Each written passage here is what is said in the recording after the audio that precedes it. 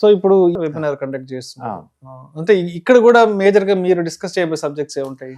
ఇప్పుడైతే ఇంకా more relevant అండి, ఎందుకంటే మార్కెట్ లో వాలటిలిటీ చూస్తున్నారు, స్టాక్ జోలిపోతే ఏం జరుగుతుందో అర్థమవుతుంది. చాలా మంది స్టాక్ మార్కెట్ అనగానే వీళ్ళని చూసేసి మంచి కాదని చెప్పేసి వాళ్ళు తెలిసిన కంపెనీ కొన్ని అంటారు. ఇప్పుడు ఎగ్జాంపుల్ ఎక్కడ చూసిన షాపింగ్ బీభత్సం ఫెస్టివల్స్ బాగా నడుస్తున్నాయి, అవి బాగున్నాయి కదా అని చెప్పేసి మన వాళ్ళందరూ ఐటీసీ హిందుస్థాన్ ఎవరు కాల్గేట్ కొంటారు, అవి 1 year లోలో ఉన్నాయి. అంటే ఇంత మంచిగా జనాలు కొంటున్నా కూడా బయట మంచి ప్రాఫిట్ లో కంపెనీ చేస్తున్నా సరే స్టాక్స్ ఎందుకు పట్టిన వాళ్ళకి అర్థం కాదు.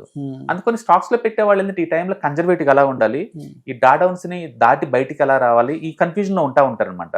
అందుకని నేను మొదటి నుంచి చెప్తున్నట్టు ఈ రిటైలర్స్ కి అంటే బిజీ లైఫ్ స్టైల్స్ లో ఉన్న వాళ్ళకి అంటే ప్యాసివ్ ఇన్కమ్ సంపాదించుకోవాలనుకున్న వాళ్ళకి అండ్ ఈటీఎస్ ఇన్వెస్ట్మెంట్స్ చాలా బాగుంటాయి. ఇలాంటి వెబినార్స్ వల్ల ఏంటంటే వాళ్ళకి అవేర్నెస్ పెరుగుతుంది, రిస్క్ తగ్గించుకోవడానికి ఛాన్స్ ఉంది, తక్కువ రిస్క్ తో ఎక్కువ అసెట్లు ఎలా మేనేజ్ చేసుకోవాలి క్లారిటీ ఉంటుంది. అందుకని వాళ్ళకి ట్రాకింగ్ ఇవన్నీ అర్థమవుతా ఉంటాయి అనమాట.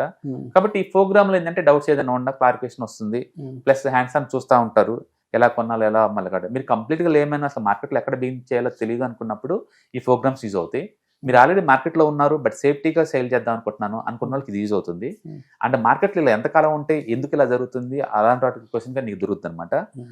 కాబట్టి మీకు ఇంట్రెస్ట్ ఉంది అంటే వెల్త్ మేనేజ్మెంట్ వెల్త్ క్రియేషన్ మీద అంటే ఈ ప్రోగ్రామ్ అనేది ఒక స్టెప్పింగ్ స్టోన్ అనమాట.